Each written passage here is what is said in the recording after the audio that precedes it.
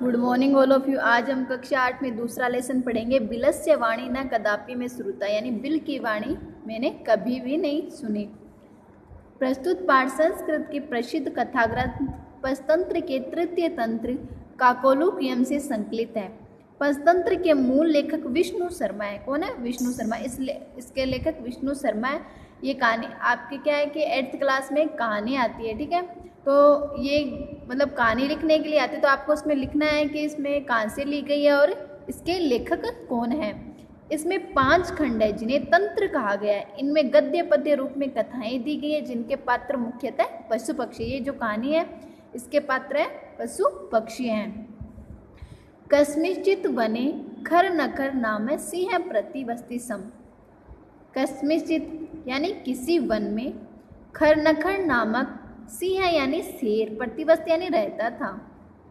किसी वन में खरनखर नामक शेर रहता था।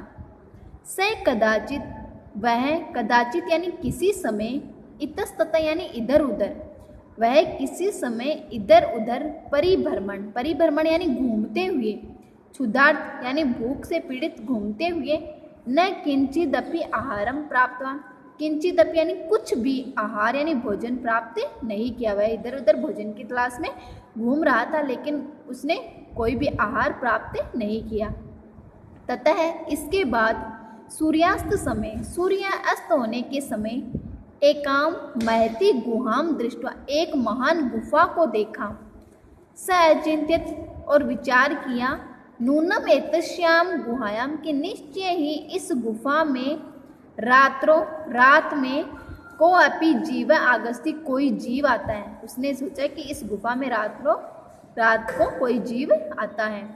अतः इसलिए अत्रैव, यहाँ, निगूढ़ो यानी छिपकर, तिष्ठामि, यहाँ मैं छिप जाऊंगा और यहीं स्थित रहूंगा, गुफा के पास में रहूंगा, ठीक है। वापस देखो, किसी वन में खरनखर नामक शेर रहता था। वह किसी समय इधर उधर घूमते हुए, भूख से पीड़ित घूमते हुए, उसे कुछ भी आहार नहीं मिला। उसके बाद सूर्यास्त होने के समय एक महान गुफा को देखा और उसने विचार किया, निश्चय ही यह कि इस गुफा में रात्रि को कोई जीव आता है, इसलिए मैं यहीं बैठकर प्रतीक्षा करता हूँ। आगे देखो, एतस्मिन् अंतरे, इसी बीच, गुहाया स्वामी, गुफा का स्वामी, दधिपुच्छ नामक श्रृगालय समागत, दधिपुच्छ नामक सियार आता है। स च यावत पश्यति, और वह जब तक देखता है, तावत, तब तक, सिंह पद पदवती, सिंह यानी शेर के पैरों के चिन्ह, गुहायाम प्रविष्टा दृश्यते, गुफा में प्रवेश होने के चिन्ह दिखाई देते हैं। न च बहिरागत, न कि बाहर आने की। श्रृगाला अचिंत्य, सियार चिंतित हो गया। अहो विनष्टो अस्मि, अहो विनष्टो अस्मि, अरे नष्ट हो गया हूँ। नूनम अस्मिन् बिले सिंह अस्तिति तर्कमि यामि, निश्चय ही इस गुफा में सिंह है, अस्तिति तर्क यानी ऐसा लगता है। तत्केम करवाणी, तो मैं क्या करूँ। वापस देखो, इसी बीच गुफा का स्वामी दधिपुच्छ नामक सियार आता है और वह जब तक देखता है तब तक शेर के पैरों के निशान गुफा में प्रविष्ट होने के दिखाई देते, यानी जब वह गुफा में जाता है तब दिखाई देते लेकिन बाहर आने के निशान दिखाई नहीं देते। तब श्रृगाल क्या सोचता है, अहो विनष्ट अस्मि, अरे मैं तो नष्ट हो गया हूँ। निश्चय ही इस बिल में शेर है, ऐसा विचार करता है, ऐसा लगता है उसको। फिर वह सोचता है, तत्केम करवाणी, अब मैं क्या करूं। फिर है, एवं विचिंत्य दूरस्थ रवम कर्तु मारब्ध, एवं यानी इस प्रकार विचार करके, दूरस्थ यानी दूर से स्थित होकर, कर्तु मारब्ध आवाज करना आरंभ कर दिया। वो बिल, हे गुफा, हे गुफा, किम न स्मृशि, क्या याद नहीं कर रही हो, किम यानी क्या, स्मृश यानी याद नहीं कर रही हो, कि यन्मया तवैया सह समय, कि मेरे द्वारा मेरे द्वारा तवैया यानी तुम्हारे साथ समय यानी शर्त की गई थी। यत यदाहम बायतें यानी कि जब मैं बाहर से प्रत्यागामी समय यानी वापस लौटूंगा, तदा तब त्वम माम आकारिष्यसि तब तुम मुझे बुलाओगी। यदि त्वम माम न आयेसी यदि तुम मुझे नहीं बुलाओगी, त्रही तो अहम द्वितीयम बिलम यास्यामि थी तो मैं दूसरे बिल में चला जाऊंगा। वापस देखना, एवं विचिंत्य दूरस, इसलिए उसने क्या विचार किया कि मैं दूर से ही बिल के अंदर आवाज लगाऊंगा कि हे बिल, किम न स्मृति, क्या तुम्हें याद नहीं है, यन्मया तवैया से समय की, क्या तुम याद नहीं कर रही हो कि मेरे द्वारा तुम्हारे साथ में शर्त की गई थी कि जब मैं बाहर जाऊंगा बिल से तब तुम मुझे आवाज दोगी, तभी मैं बिल के अंदर आऊंगा, वरना मैं दूसरे बिल में चला जाऊंगा। अथ एत छुत्वा सिंह अजित, इसके बाद यह शेर सुनकर सिंह ने बोला, नुन में शाम गुहाम स्वामी ने, निश्चय ही यह गुफा स्वामी को सदा समानम करोति, स्वामी को बुलाती है, परंतु मद भयात न किंचित वदति, किंतु मेरे भय से कुछ नहीं बोल रही हैं। भय संत्रस्त मनसाम, भय संत्रमश अथवा सादी विद्यम मुचित, इसलिए सही कहा जाता है कि भय सनस्त्र मनसाम यानी भय से डरे हुए मन वालों के हस्त यानी हाथ, पादादिका और पैरों से संबंधित क्रिया, परिवर्तनते न वाणी तथा वाणी परिवर्तित नहीं होती है यानी वाणी नहीं निकलती है, चाहे वेप्तुश्चादिकोवत और कंपन अधिक होता है।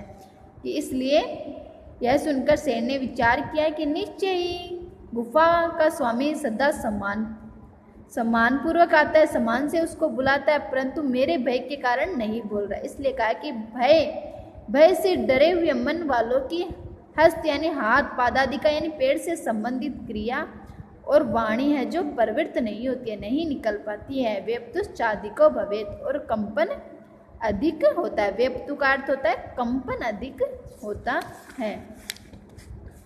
आगे है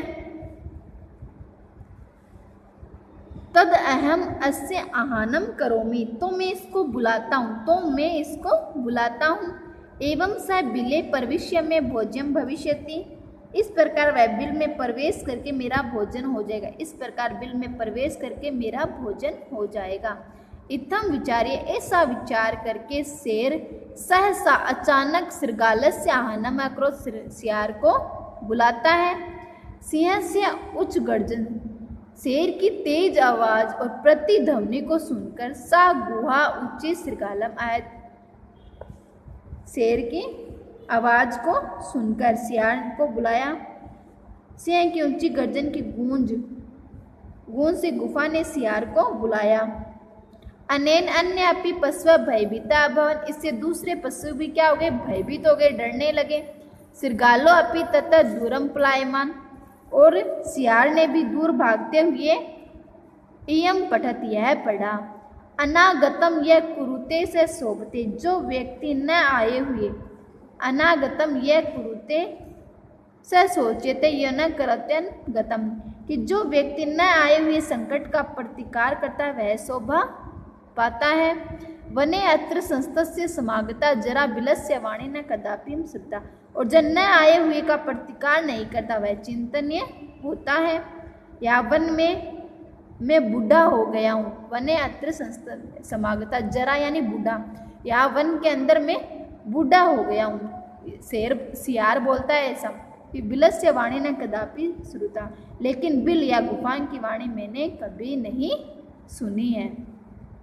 वापस देखना, तदहम अस्य आहानम करोति, मैं उसको बुलाता हूँ, इस प्रकार वह बिल में प्रवेश करके मेरा भोजन हो जाएगा।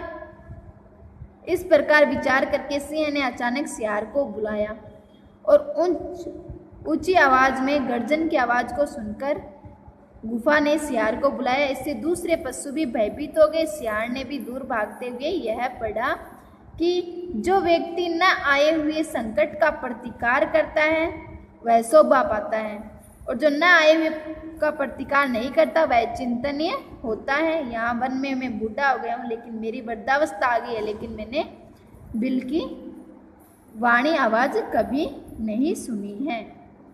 ये है दूसरा लेसन कि मैंने बिल की वाणी कभी नहीं सुनी है, कंप्लीट हुआ है। कल मैं आपको इसके क्वेश्चन आंसर बताऊंगी। ठीक है, ये कहानी आप लोग पढ़ना है इसको और याद भी करना है इसको। ठीक है, थैंक यू।